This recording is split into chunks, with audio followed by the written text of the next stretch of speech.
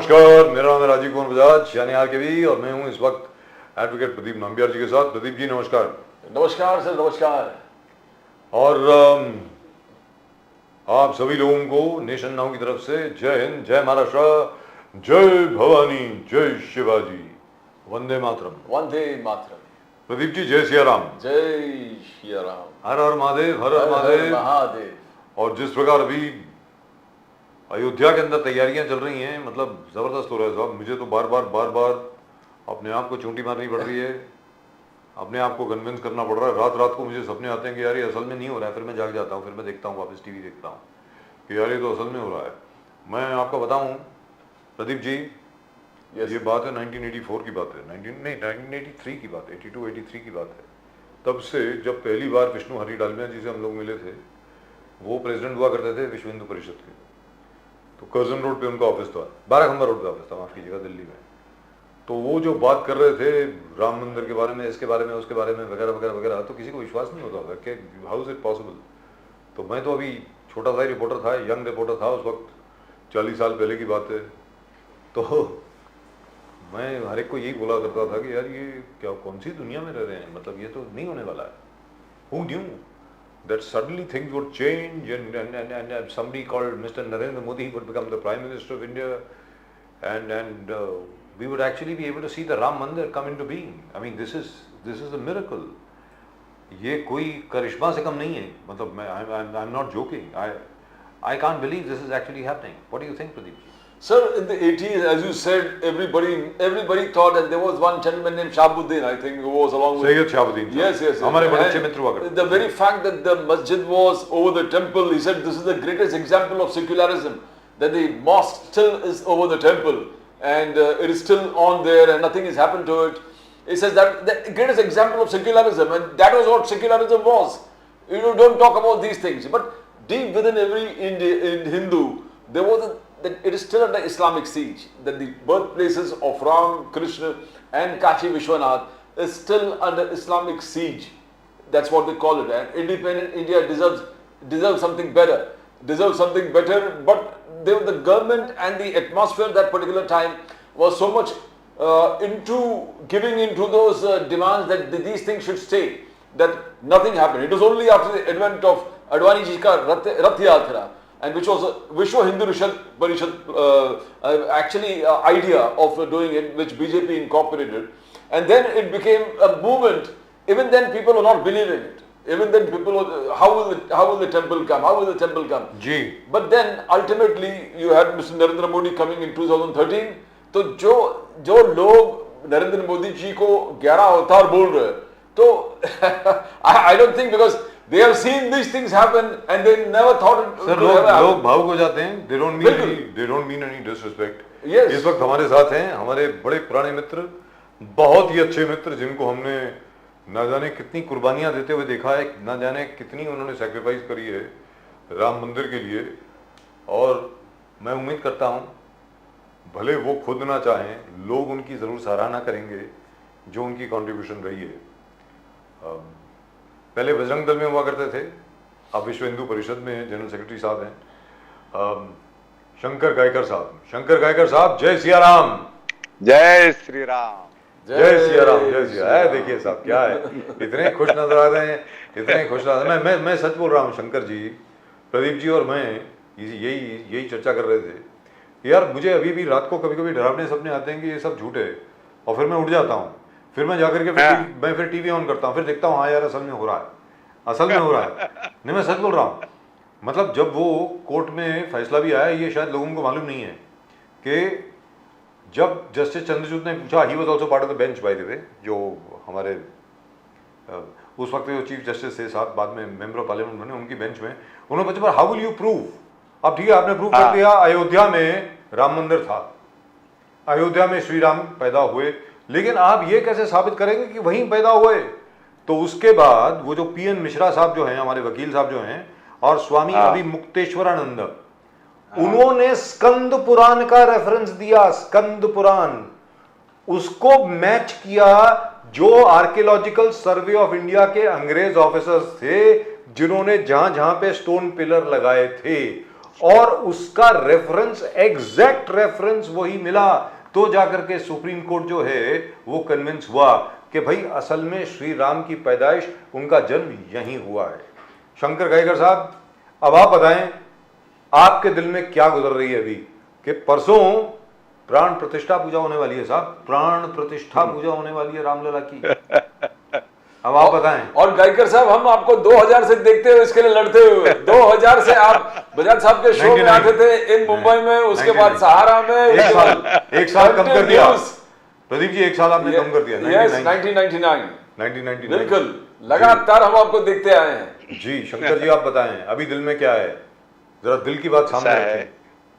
मैं प्रदीप जी और आपको राजू जी बहुत बहुत शुभकामना देता हूं, बधाई देता हूं 22 तारीख की। और आप तो स्वयं अयोध्या जाकर आए हैं जी। आपने स्वयं हमसे पहले जाकर वहां उस मिट्टी को अपने मस्तक पर लगाकर आप आए हैं।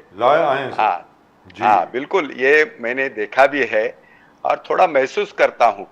आज जो 22 तारीख का जो विजय का जो जल्लोष है, विजय की जो एक ऐसी पूरा वातावरण जो है, उसके सहभागी आप दोनों भी है, जहां तक मैं जानता हूं।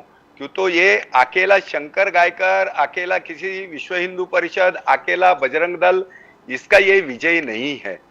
हिंदू समाज के हर तबके का ये विजय है, हर गांव का ये विजय है, हर जाति का एक विजय है, हर वंश का ये विजय है। हर व्यक्ति लड़ा है उसके लिए, केवल विश्व हिंदू परिषद नहीं लड़ी है। इसलिए हम कहते हैं ना, जिन्होंने कहा कि ये हमारे लोगों ने किया है तो हमें गर्व है, ये गर्व की बात नहीं है, ये कर्तव्य की बात है। माँ की कोई सेवा करता है, माँ की कोई शुश्रूषा करता है, तो कोई ये नहीं बोलता है मैंने माँ के लिए वो किया, माँ के लिए वो किया। ये हमारी धरती माँ है। 2.5 एकड़ के लिए कम से कम 3 लाख से ऊपर हमारे कार सेवकों को, संतों को अपना बलिदान करना पड़ा। ये छोटी बात नहीं है। और केवल बलिदान नहीं करना पड़ा, जिनके सीने छलनी हो गए जी। जिस मुल्ला मुलायम सिंह ने कहा था कि परिंदा भी पर नहीं मार सकता, लेकिन मैं परमात्मा को पाने के लिए ये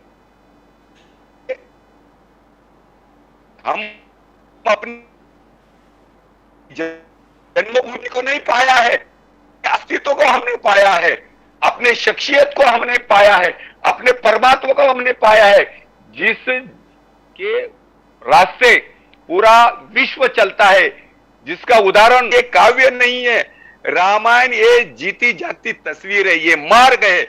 और ये मार्ग छोटा मोटा मार्ग नहीं है।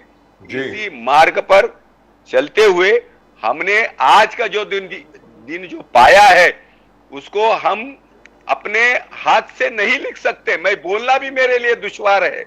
क्यों तो शंकर गायकर साहब, एक बार फिर मैं अपने दर्शकों को याद दिला दूं कि ये दुनिया का सबसे लंबा 550 साल का ये आंदोलन है। ये आंदोलन कोई 30-40 साल का नहीं है। This is 550 years, please don't forget. 550 साल की ये स्ट्रगल है। ये बात जो है, मुझे ऐसा लगता है शंकर जी, ये सामने आनी चाहिए कि 550 साल तक लोग द्वंद्व करते रहे, कभी भी किसी ने उम्मीद नहीं छोड़ी, कभी भी किसी ने ये नहीं छोड़ा कि ये जमीन हमको वापस लेनी है। मतलब इतना बड़ा, इतना लंबा आंदोलन आज तक कभी दुनिया ने नहीं देखा। शंकर गायकर साहब, ये बिल्कुल आपने सही कहा। जब हमको ऐसा लगा, हमको लगा था आजादी के बाद में हमारा देश आजाद हुआ, स्वतंत्र हुआ, अभी हमारे परमात्मा हमको फिर मिलेंगे, हमारी मिट्टी हमको फिर मिलेगी, हमारी जमीन हमको फिर मिलेगी, और वो ताज हम फिर भारत माता को विश्व गुरु होते हुए देखेंगे। लेकिन हमारे शीर्ष राजनेताओं ने जो मक्कारी की है, जो जिस प्रकार का इस देश के ऊपर कलंक लगा है, हमारे आजादी को जिस प्रकार से इन्होंने अपने पैर से रोंदा है, जिस प्रकार का विभाजन उन्होंने किया है, ये केवल जमीन का विभाजन नहीं किया, हमारे अंतरात्मा का विभाजन किया। और ऐसे समय पर सारे देशवासियों को एक सुकून था राजू जी कि अभी हमारी मातृभूमि हमको मिल जाएगी, हमारे भगवान हमको मिल जाएंगे। लेकिन ये कांग्रेस सरकार, ये नेहरू की सरकार, इन्होंने अपना वास्तविक जबड़ा, अपना चेहरा, वो क्रूर, और वो क्रूरता ऐसी दिखाई जिन्होंने सोमनाथ को विरोध किया। लेकिन आप सबका सौभाग्य ऐसा है, ये भारत ये रत्नों की खान है, भारत ऐसे वीर पुरुषों की खान है, भारत ऐसे ये नेताओं की खान है। एक शेर पैदा हो गया, एक लोह पुरुष पैदा हो गया, और जिसने सोमनाथ के सागर में खड़ा रहकर सौगंध खाई कि जब तक इस मंदिर को मैं नहीं बनाऊंगा। और आपने देखा होगा इसका भी विरोध हमारे इस देश के सेकुलर ये कांग्रेसी जो आज बोलते हैं ना, हमने ताला खोला, हमने दरवाजा खोला, हमने वो किया, हमने वो किया।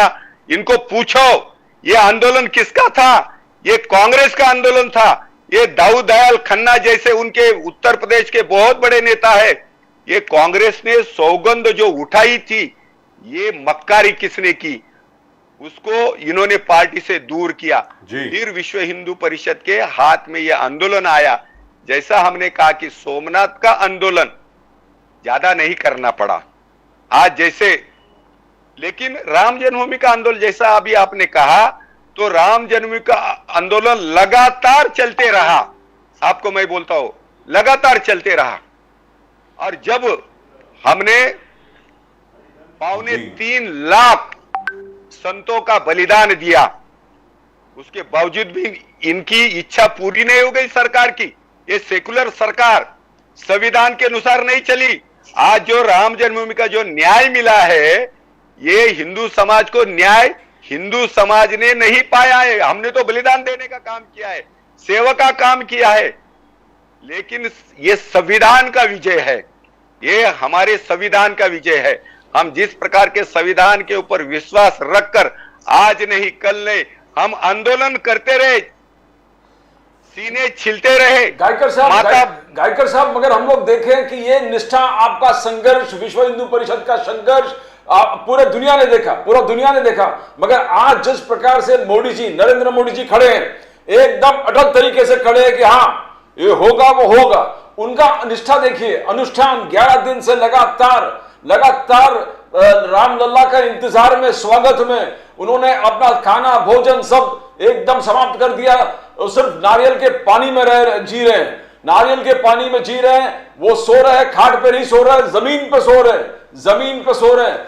ब्रह्म मुहूर्त पर उठकर 1 घंटा राम मंत्र का उच्चारण कर रहे हैं, और गायों को घास खिला रहे हैं। तो ये आप हमारे लीडर को देखिए, बिन संकोच वो खड़े रामलला के स्वागत में। ये आप लोग का त्याग, बलिदान, पूरे बलिदान, और आज इस नेता का जो संकल्प है वो सामने दिखने को मिलता है। गायकर साहब। बिल्कुल प्रदीप जी, आपने जिस व्यक्ति का जिक्र किया है, मोदी ये व्यक्ति नहीं है, मोदी ये शक्ति है, ये ध्यान में रखिए। हमारे भारत को, जैसे मैंने अभी कहा कि ये दूसरा सरदार पटेल है, ये दूसरा लौह पुरुष है। मोदी जी जो है ये साधारण व्यक्ति नहीं है। और दूसरा, जिस राम का हम गुणगान करते हैं, वो आज जो उपवास कर रहे हैं, आज जिस प्रकार से जमीन पर सो रहे हैं, जिस प्रकार का त्यागपूर्ण जीवन 11 दिन जी रहे, ये प्रभु रामचंद्र जी का ही मार्ग है।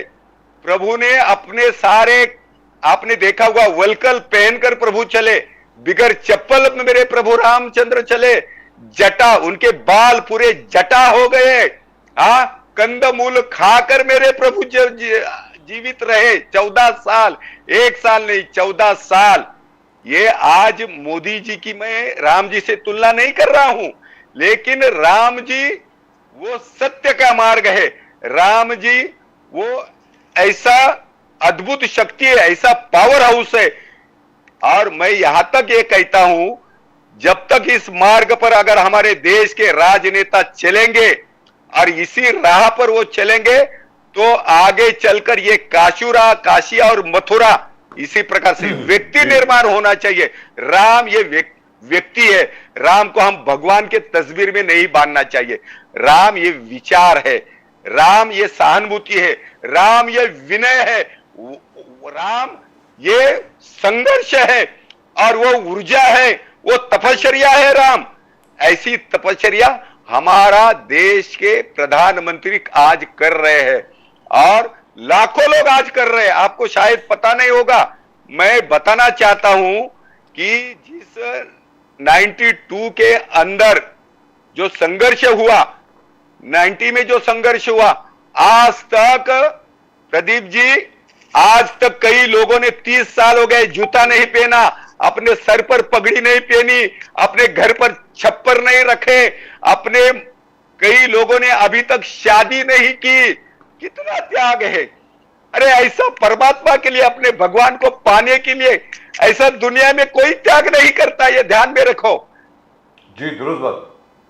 शंकर जी, जहां तक आपके खुद का त्याग है उसके बारे में मुझे मालूम है कि आप खुद बोलेंगे नहीं, लेकिन मुझे बोलने से कोई नहीं रोक सकता। हमने देखा है जिस प्रकार आपने खुद ने, और तो और छोड़िए प्रदीप जी, आपको याद होगा बिल्कुल ना जाने कितने केस कर दिए थे शंकर गायकर जी के ऊपर। Yes yes yes. और ये वो शख्स है जो सबसे ज्यादा शांति प्रिय शख्स है, शांति प्रिय है। मतलब ऐसे शख्स के खिलाफ आप उल्टे सीधे केसेस कर रहे हैं, क्या कर रहे हैं, मेरी तो समझ के बारे यार। क्या आपको क्या लगता है शंकर साहब? चलिए भले ये बात नहीं करनी चाहिए अभी, बड़ा खुशी का मौका है, लेकिन क्या देखो, ये किसी की बुद्धि, अरे जब किसी की बुद्धि भ्रष्ट होती है तो हो जाती है ना। मतलब अभी मुझे लग रहा है कि ये अभी भी भ्रष्ट है क्या? क्यों नहीं जा रहे? हम तो कांग्रेस से बार बार पूछ रहे हैं, आप कहते हैं कि भैया बीजेपी का पॉलिटिकल है। अरे सो व्हाट, है तो है, अरे उन्होंने काम किया है ना, लेकिन राम आपके तो हैं, आप कहते हैं ना राम आपके हैं, तो आप क्यों नहीं जा रहे? अरे आज अगर मुझे निमंत्रण मिलता, मैं तो अभी अयोध्या में बैठा होता, प्रदीप जी और मैं, हम दोनों अयोध्या में बैठे होते, 24 घंटे वहीं होते। मेरा ये कहना है, आपको आमंत्रित किया है रामलला के दर्शन करने के लिए, और आपकी किस्मत कैसी है साहब कि आप उसको मना कर रहे हैं। मुझे तो ऐसा लगता है हनुमान जी ने मना करवाया है, भूत पिशाच निकट नहीं आवे, महावीर जब नाम सुनावे। मुझे लग रहा है ये हो रहा है कि हनुमान जी ने मना कर दिया, मत आओ। मतलब आप बताएं सर, ये क्या है, ये क्या बुद्धि है, ये बताएं। ऐसा है, ये पवित्र भूमि है, असुरों का वहां पर कोई काम नहीं है, ये सारे असुर है। आपको मालूम होगा जब जब जितने भी अवतार हो गए तो भगवान के सामने हर समय लड़ने के लिए असुर भी उतने पैदा हो गए। मैं ये कांग्रेस जो है ना, राम के भूमि में पैर रखने का, मैं तो ये कहता हूं ये संतों का शाप है, और उस संतों ने शाप दिया था, आप सबको मालूम है। एक कांग्रेस भूगे थी जो बोलती है ना, हमने ताला खोला, हमने दरवाजे खोले, हमने ये किया, हमने वो किया, ये हौसला है। वो भी ऐसा है साहब शंकर जी, क्या है, कांग्रेस डरती है, सीधी बात है, इधर जाऊं कि उधर जाऊं। एक कदम आगे लेती है, 3 कदम पीछे लेती है। एक कदम आगे लेती है तो वो दिग्विजय सिंह साहब और उधर से मणिशंकर अय्यर साहब और जितने बाकी सब साहब लोग हैं वो आ जाते हैं, कहते हैं भाई कोई मुसलमान वोट नहीं देगा। अरे क्यों नहीं देगा भाई? आज की तारीख में तो जितने भी दरगाह हैं पूरे के पूरे हिंदुस्तान में, सबने कहा है कि 22 जनवरी को हम लोग तो दीप जलाएंगे दरगाह में। क्यों? हम राम हमारे नहीं है क्या? हर एक को ये मान करके चल रहा है। तो इस जो एकता नरेंद्र मोदी ने पैदा करी है पूरे देश में, ये लोग क्यों नहीं कर सकते थे? ये बताएं शंकर गायकर साहब। नहीं, बिल्कुल ये कर सकते थे। इनका, मैंने इसीलिए कहा ना, इनका अधिकार था। कांग्रेस एक समय में पूरे लोग जानते थे कि ये देशभक्त है जी, लेकिन हाँ, जब तक इनको देशभक्त कहती थी कांग्रेस को। इस देश के अंदर जो आजादी का आंदोलन प्रारंभ किया वो कांग्रेसी ने किया। सुभाष बाबू कौन थे? कांग्रेसी थे। हाँ, डॉक्टर हेडगेवार जी कौन थे? कांग्रेसी थे। ऐसे लाला लजपत राय जी कौन थे? कांग्रेसी थे। ऐसे मतलब ऐसे कई नेता कांग्रेसी थे जिनके चरित्रों को और जिनके चारित्रों को देखकर हजारों लोग इस आंदोलन में कूद पड़े। ये वास्तविकता है। तो कांग्रेस जो है, लेकिन जिनके अंदर जब बाबर समाया, जिनके अंदर चंगेज खान समाया, जिनके अंदर औरंगजेब समाया, जिनके अंदर जीना के जिन्स आ गए, तब इस देश का सत्यानाश हो गया। शंकर जी चंगेज खान मुसलमान नहीं था। नहीं, लेकिन जिस प्रकार का उसका जीवन, जिस प्रकार का कार्य आप देखते हैं, तो मेरा, इसलिए मैंने कहा ना, मैं कांग्रेस को तब तक राष्ट्र विरोधी नहीं बोलता हूं, लेकिन जिस नेहरू को जब वहां अयोध्या में मंदिर में रखी हुई मूर्ति को भी पीड़ा होती है रखने के लिए, वो बोलता है मूर्ति को हटाने के ऑर्डर करते हैं। आप मुझे बताइए, ये नेहरू जी से लेकर, और इसलिए आज उनको यह अधिकार इसलिए नहीं, तो संविधान बोलता है। मैंने इस संविधान का विजय इसलिए कहा, संविधान के पहले पन्ने पर किसका फोटो है? श्री राम लक्ष्मण सीता और हनुमान जी का। बराबर ना जी। ये संविधान के अंदर इतने सारे फोटो आप देखो, एक भी ईसा का फोटो नहीं है, एक भी इस्लाम का फोटो नहीं है। आप मुझे बताइए, एक भी अन्य धर्म का फोटो नहीं। हमारा संविधान भी हिंदुत्व को ये स्वीकारता है, हमारा संविधान भी हिंदुत्व के न्याय के रास्ते चल रहा है, तो उसको आड़े स्पीड ब्रेकर लगाने वाली ये जो कांग्रेस है, ये हर समय रोड़ा डालने का काम करती। इनको सावरकर नहीं चाहिए, क्यों? तो वो सत्य कहते हैं। सावरकर ये कहते हैं, रना विना स्वातंत्र्य को ना मिळाले, ये वास्तविकता है, और वही हमने पाया है। जो 92 में जो ढांचा गिरा, जी आपने देखा होगा, 92 जो ढांचा गिरा ना, वो जो सावरकर बोलते हैं ना, रन के बिना स्वातंत्र नहीं मिल पाता है, तो रन खेला हमने, रन हमने प्रतीक्षा की, और केवल प्रतीक्षा नहीं की राजू जी, वो जो हमको कहा था कि मिट्टी वहां पर जो शरीर की मिट्टी लेकर हमको वहां पर राम जी के यहां पर रखनी है, हमको कहा था। लेकिन मैं हर समय ये कहता हूं, वो जो हजारों कार सेवकों के अंदर, उनके हाथ के मुट्ठी के अंदर जो मिट्टी थी, वो प्रभु रामचंद्र जी की प्रेरणा बन गई। मैं आंखों देखे बोलता हूं आपको, मैंने देखा है, कई लोगों ने ऐसा कहा। मैं भी था वहां पे, शंकर जी भूल गए आप? हाँ, मैं वही तो आपने देखा होगा, वो राम का विश्व स्वरूप भी किया है, उस पर फिल्म भी बनाई है जी। ऐसा नहीं है। लेकिन शंकर जी, आप अयोध्या जा रहे हैं कि नहीं, ये बताइए। नहीं, मैं तो अयोध्या मैं इसलिए नहीं जा रहा हूं, क्यों? तो वहां की जो व्यवस्था है, कई लोग मेरे स्तर के, कई स्तर के, ऐसा है व्यवस्था, हम सारे लोग संकेत में जीने वाले लोग हैं, नियम का पालन करने वाले लोग हैं। अभी ऐसा ही है, अभी आप लोग जाने चाहिए, आप जो दिखाएंगे वो हम देखने वाले हैं। हमारा जो कार्य था, थोड़ी देर के बाद जाएंगे। अभी ये प्राण प्रतिष्ठा होने दीजिए, उसके बाद जाएंगे, और वहां की क्या व्यवस्था है, क्या हो रहा है। और मैंने तो ये भी सुना है, अब सरयू नदी को बिल्कुल पवित्र, निर्मल, अविरल बनाने की पूरी योजना है आपकी। मैंने आपको आपने मुझे कहा था, मैंने आपका संदेश जो है और आपकी इच्छा अभी पूरी हो रही, मुझे याद आया। वो जब मैं न्यूज देखा तो आप दोनों की मुझे याद आई। मैंने कहा, भगवान ने मेरा भी संकल्प, राजू जी का संकल्प जो है, नंबियार जी का संकल्प है, प्रभु ने सुन लिया है। सबसे बढ़िया, मेरे लिए सबसे अच्छी खबर वो है, मेरे लिए सबसे अच्छी खबर वो है कि सरयू नदी का पानी जो है वो पवित्र होगा। कि वास्तविकता में जब आप सरयू में डुबकी लगाएंगे, तो आप बिल्कुल पवित्र पानी में डुबकी लगाएंगे, जो बिल्कुल साफ सुथरा होगा। मतलब I can't even believe this is happening. I hope it happens. But Shankar ji, we won't keep you for too long. Thank you very much for joining us. बहुत बहुत शुक्रिया आपका, बहुत बहुत धन्यवाद आपका हमारे साथ जुड़ने के लिए। और आपको एक बार फिर साधुवाद, आपको एक बार फिर बहुत बहुत बधाई। संघर्ष, आपका संघर्ष, अरे बाप रे बाप, उसके बारे में तो तारीफ करना, मतलब उसके इतना प्रशंसनीय है कि जो शब्द है प्रशंसनीय, वो भी फीका पड़ जाता है। फिलहाल नमस्कार, नमस्कार, जय श्री राम, जय श्री राम, जय बजरंग, जय श्री राम, जय श्री राम, जय Bajrang. I've seen him struggle. You've seen him struggle, Pradeep. We've both seen him struggle over the years. And I remember, when we used to make him sit in various debates. Exactly. अलग-अलग, तो कांग्रेसी किस प्रकार उनका मजाक उड़ाया करते थे वगैरह वगैरह. But well, look at who's having the last laugh.